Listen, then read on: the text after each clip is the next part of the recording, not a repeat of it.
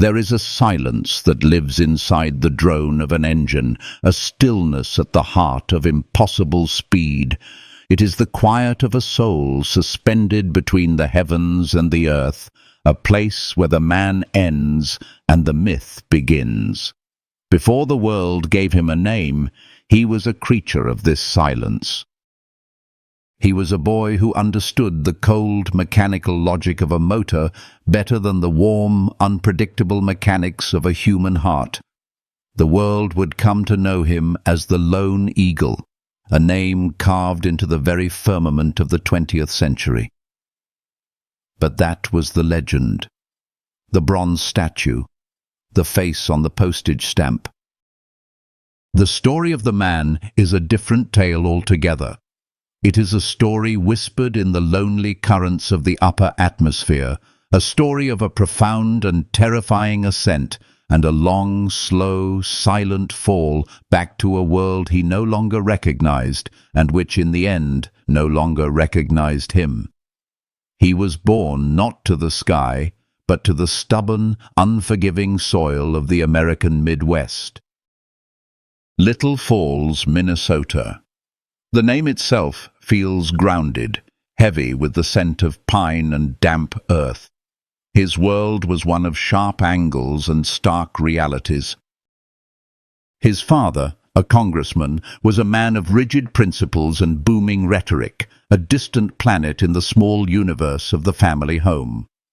His mother, a science teacher, gave him a different kind of inheritance, a curiosity for the hidden inner workings of things, for the elegant dance of gears and pistons. He was a solitary child, not out of sadness, but out of a deep, innate preference. Company was a language he never quite mastered. He found his fluency in the hum of a machine, the clean logic of an electrical circuit. While other boys were learning the rough and tumble of society, Charles was learning the language of the internal combustion engine.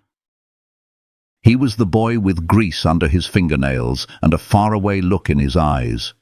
He saw the world not as a collection of people, but as a series of problems to be solved, of systems to be optimized. This was not a coldness, not yet, but a purity of focus that bordered on the monastic.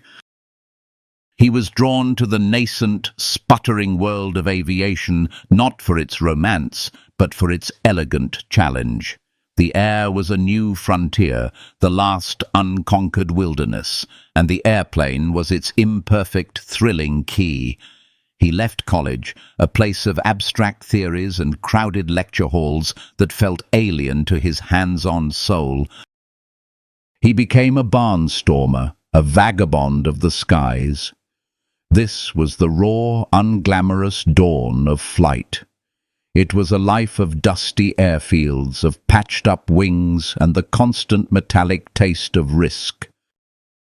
He would stand on the wing of a biplane, a lonely figure against a vast, indifferent sky, a daredevil performance that was less about spectacle and more about a quiet, personal communion with the wind and the altitude. He learned to trust the feel of the machine, to sense a change in the wind as if it were a change in his own breathing. He was not a daredevil in the way the crowds understood it.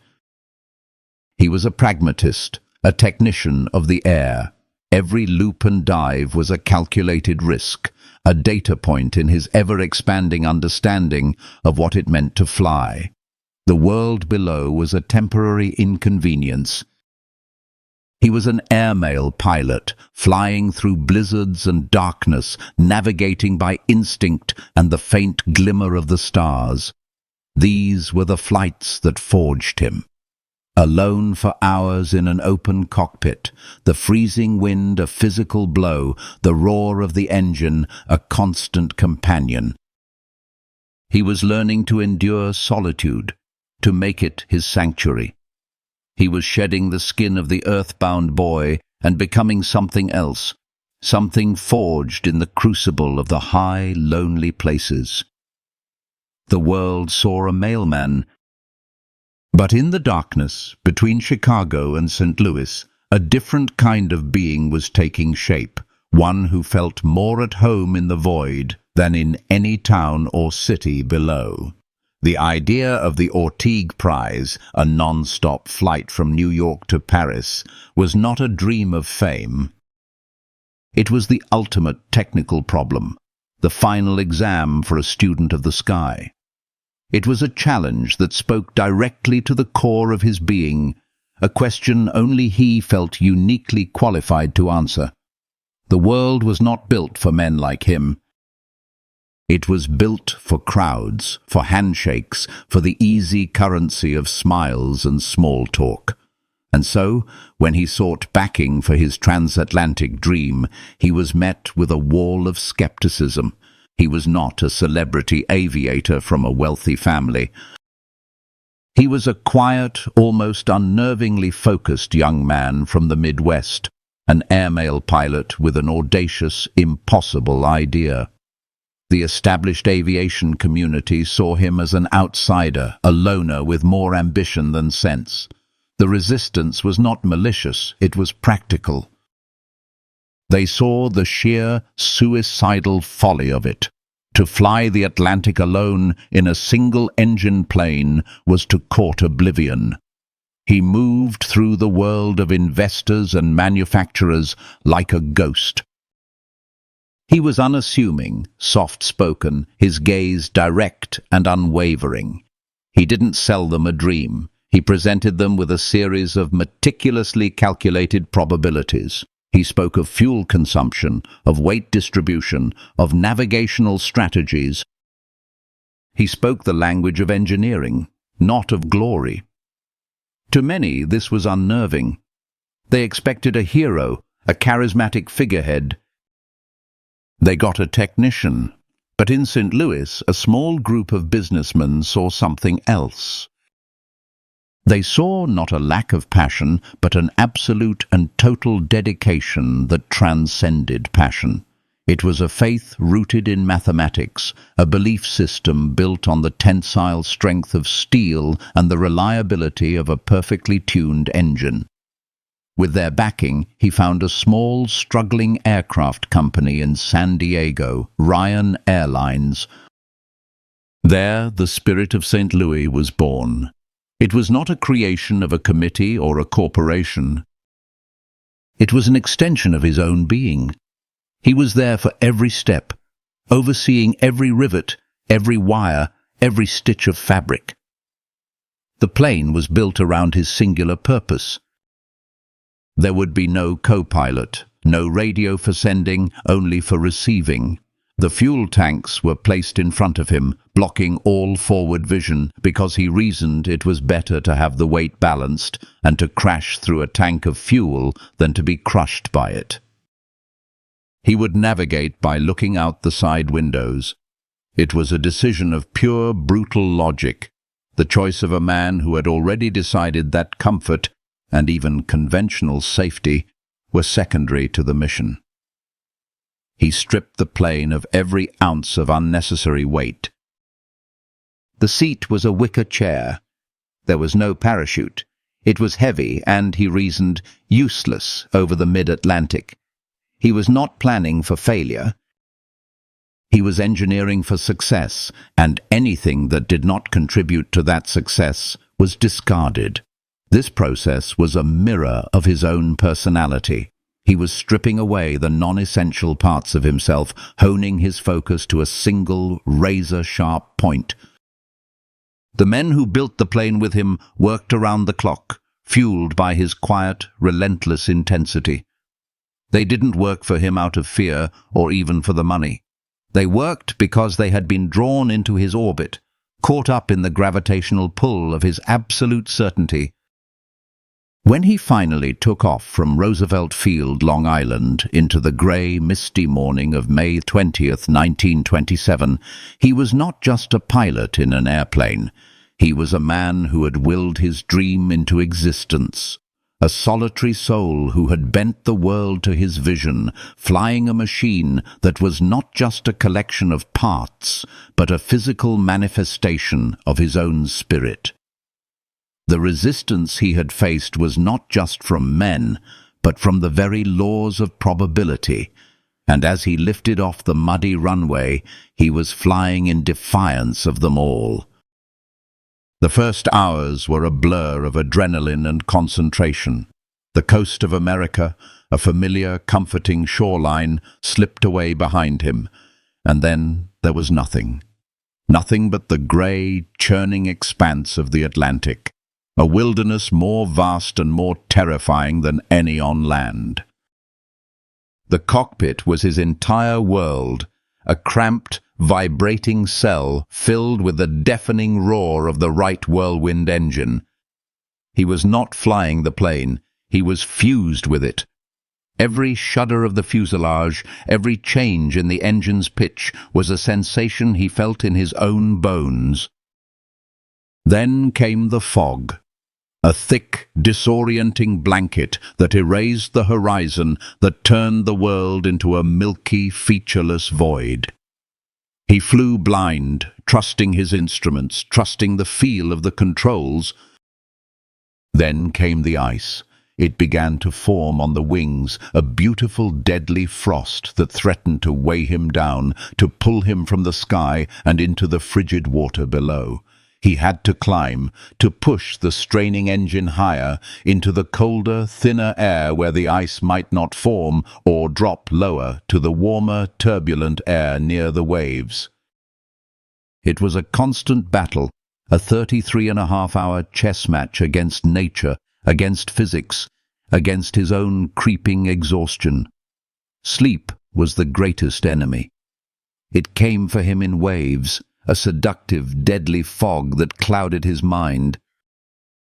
He would see phantoms in the cockpit, translucent spirits born of fatigue, whispering to him from the back of the plane. He would hallucinate islands in the distance, only to see them dissolve into cloud banks. He kept himself awake by sticking his head out the window into the freezing slipstream, by stamping his feet, by reminding himself of the single burning purpose that had brought him here. He was utterly, completely alone, a single spark of life in a universe of water and sky. And then, after an eternity, he saw it. A smudge on the horizon, a fishing boat. Then the coast of Ireland, a slash of impossible green. The exhaustion was replaced by a surge of electric, delirious joy. He flew over England, then across the Channel, the land spooling out beneath him like a map. As darkness fell, he saw the glow of a city. Paris. He circled the Eiffel Tower, a silent, solitary salute. He found Le Bourget Field, but it was not the quiet airfield he had expected. It was a sea of light, a living, breathing mass of humanity. 100,000 people. They had been waiting. When his wheels touched the ground, the silence of the landing was shattered by a roar unlike anything he had ever heard. The crowd broke through the barriers, a human tidal wave that swarmed the tiny silver plane. They pulled him from the cockpit, not with malice, but with a kind of ecstatic, possessive worship. They hoisted him onto their shoulders, tearing pieces of fabric from the spirit as sacred relics. In that moment, the man named Charles Lindbergh ceased to exist. He had been consumed, and in his place stood the lone eagle, a hero, an icon, a symbol for a generation. He had crossed the Atlantic to find solitude's ultimate expression, and had instead found its complete and utter annihilation. The ticker-tape parades in New York were a blizzard of paper and noise, the largest celebration the city had ever thrown. He stood in the back of an open car, his face a mask of quiet bewilderment, as millions of people screamed his name. He was the most famous man in the world. He had conquered the sky, but in doing so, he had lost the one thing he had always cherished, the quiet, anonymous freedom of being alone. He had become public property. Fame was a gilded cage, and its bars were forged from adoration. The world wanted a hero, a clean-cut, godlike figure, and he was cast in the part. His face was everywhere. On magazines, on commemorative plates, in newsreels that played before every movie. His life was no longer his own. Every move he made was chronicled. Every word he spoke was dissected. He, a man who found comfort in the clean mechanics of an engine, was now trapped in the messy, illogical machinery of celebrity. His natural shyness was interpreted as heroic modesty. His discomfort with crowds was seen as a sign of his deep, thoughtful nature. The world projected its hopes and dreams onto his slender frame, and the weight of it was immense. He married Anne Morrow, the daughter of a diplomat. She was a poet, a quiet, introspective soul who seemed to understand the man behind the myth. Their courtship was a frantic dance to escape the ever-present eye of the press. They would use decoy cars and secret meetings, attempting to carve out a small pocket of privacy in a world that refused to grant them any. In Anne, he found a co-pilot for his life, someone who could navigate the treacherous currents of his fame with a grace he did not possess. Her writing from that time reveals the strain, the feeling of living under a microscope. "We are like birds in a cage," she wrote, "a cage that is getting smaller and smaller." The fracture was not a sudden break, but a slow, creeping erosion of his identity. He was the lone eagle, but he was also a husband and soon a father. He struggled to reconcile the two. How could he be a symbol of heroic individualism and also the center of a family? He built a home in Hopewell, New Jersey, a fortress designed to keep the world at bay. It was set deep in the woods, a sanctuary where he hoped to reclaim some semblance of a normal life. But the world would not let him go. Cars full of curious onlookers would drive up his long driveway, hoping for a glimpse of the hero. Photographers hid in the trees. His fame was a persistent, incurable illness. Inside this fortress, a quiet pain began to grow. The joy of his achievements was tainted by the bitterness of his lost freedom. He had flown across the ocean to prove a point about man and machine, but the world had interpreted it as a fairy tale. He felt profoundly misunderstood. He would retreat for hours into his study or lose himself in his work on new aviation technologies, but the noise of his own legend was always there, a low hum in the background of his life. Anne saw the toll it was taking. She saw the boy from Minnesota, the quiet tinkerer, slowly being suffocated by the bronze statue the world had erected in his image. He had always been a man who craved control over his airplane, over his environment, but his own life, his own story, was something he could no longer control. It belonged to everyone. And this loss of control for a man like him was a silent internal agony, a hairline crack that was spreading slowly through the very foundation of his soul. The breaking point did not come as a whisper. It came as a scream that echoed across the world. On the evening of March 1st, 1932, the carefully constructed fortress of his life was breached in the most brutal way imaginable. His 20-month-old son, Charles Jr., was taken from his crib. The evidence was scant, almost cruelly so. A crude, handmade ladder left beneath the nursery window, a ransom note demanding $50,000, and a set of muddy footprints. The fortress he had built to keep the world out had failed to protect the one thing that mattered most. The news transformed the family's private agony into a global spectacle. The Lindbergh kidnapping became the crime of the century. The press, which had once been a source of intrusive adoration, now became a monstrous, ghoulish presence. They descended upon the Hopewell home, their cameras and microphones turning a scene of unimaginable grief into a circus. Every lead, every false hope, every desperate plea from the parents was broadcast to a ravenous public. Lindbergh, the man of action and control, was rendered utterly helpless. He was forced to negotiate with shadowy figures from the underworld, to follow cryptic instructions, to place his faith in charlatans and intermediaries, all under the relentless glare of the public eye. The payment of the ransom led to nothing. The weeks turned into months of agonizing silence. Then the discovery. The small body was found in the woods not far from the home. The hope that had sustained them, however fragile, was extinguished. The scream of grief was silent, but it hollowed him out, leaving a void where the hero used to be. The subsequent investigation and the trial of Bruno Hauptmann were a grotesque theatre of American justice and media hysteria. Lindbergh was forced to sit in the courtroom, his face a stony mask, as the most intimate and painful details of his life were laid bare. He was no longer the lone eagle.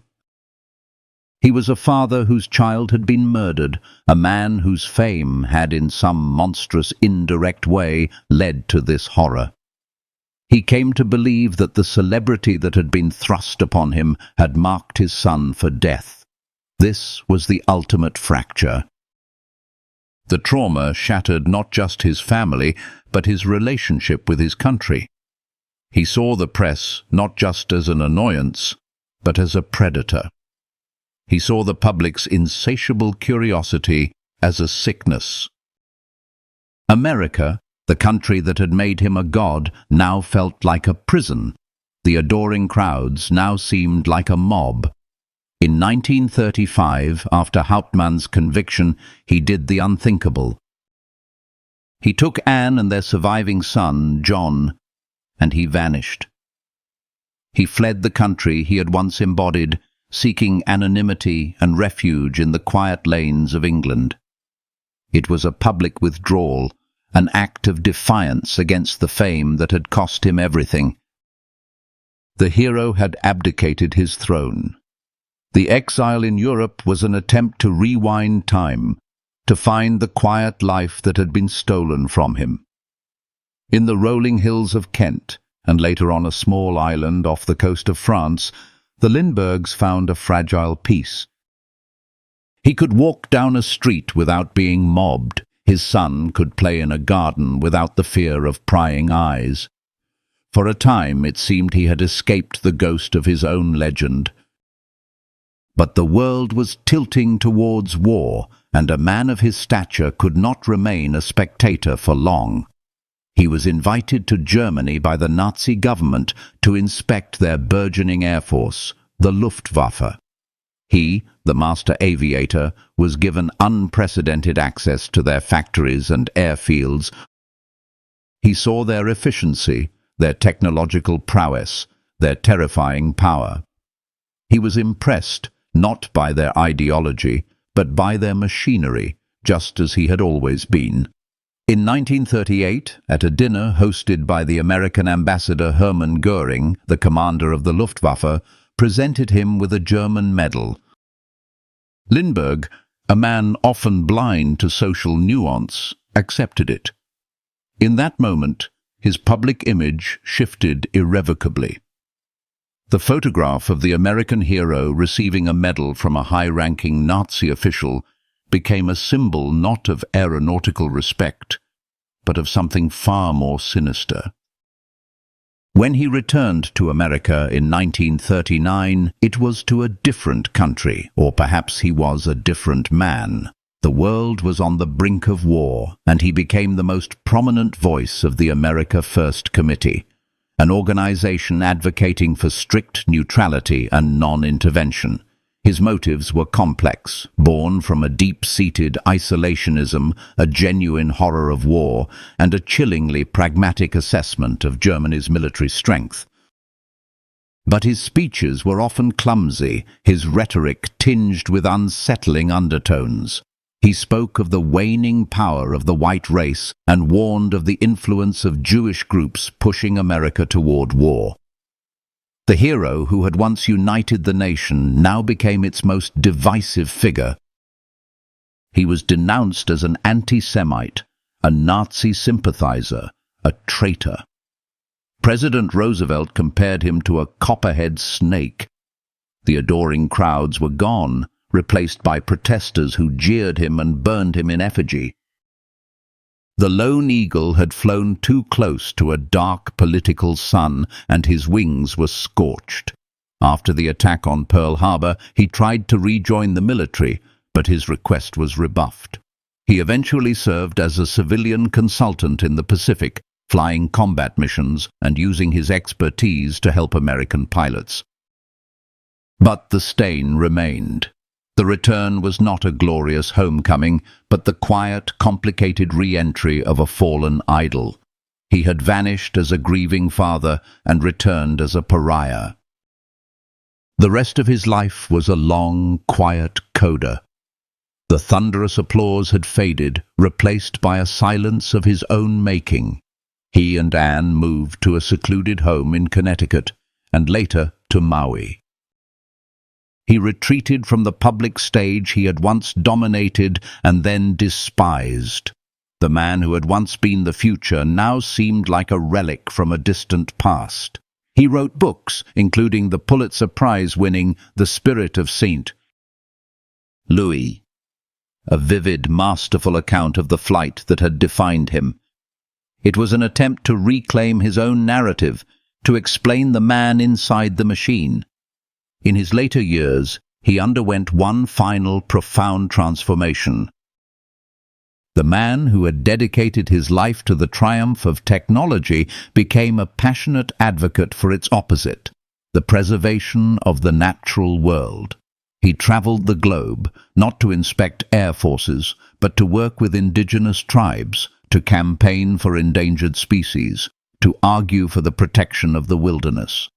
He saw that the same technological progress he had championed was now threatening to consume the planet. The man who had conquered the sky now sought to save the earth. It was a quiet, defiant act of atonement, a search for a different kind of transcendence, one rooted not in the roar of an engine, but in the silence of an untouched forest. He had spent his youth trying to escape the bonds of earth, and he spent his old age trying to reconnect with it. The two halves of his life were a study in contradiction, the hero and the isolationist, the innovator and the conservationist, the public god and the private recluse. He died in Maui in 1974 and was buried in a simple grave, his final resting place marked by a plain stone. He had chosen to end his days on a remote island as far as he could get from the noise and the glare, a final return to the solitude he had craved his entire life. To look back on the life of Charles Lindbergh is to gaze into the heart of the American 20th century, with all its soaring triumphs and its dark, complex contradictions. He was a man perfectly suited for a single, heroic moment, and tragically ill-suited for everything that came after. He was a mirror in which a generation saw its own aspirations, its own courage, its own capacity for technological wonder. But when the mirror cracked, it reflected the nation's darker impulses as well, its hysteria, its intolerance, its capacity for turning heroes into villains. His story is not a simple fable of ascent and decline. It is a quiet, unresolved epic about the human cost of being a symbol. He was the boy who loved machines because they were logical and predictable, who was then thrust into a world of chaotic, unpredictable human emotion. He conquered the vast, empty space over the ocean, but he could never navigate the equally vast space between his private self and his public myth. Perhaps the truest portrait of him is not the young hero waving to the cheering crowds, but the old man walking silently on a remote beach, watching the waves. A man who had flown higher than anyone, who had seen the curvature of the earth and the loneliness of the stars, and who had spent the rest of his life trying to find his way back to the simple, solid ground beneath his feet. He remains the lone eagle, forever flying in the public imagination, a solitary figure suspended between the bright sky of his legend and the long, complicated shadow he cast upon the earth.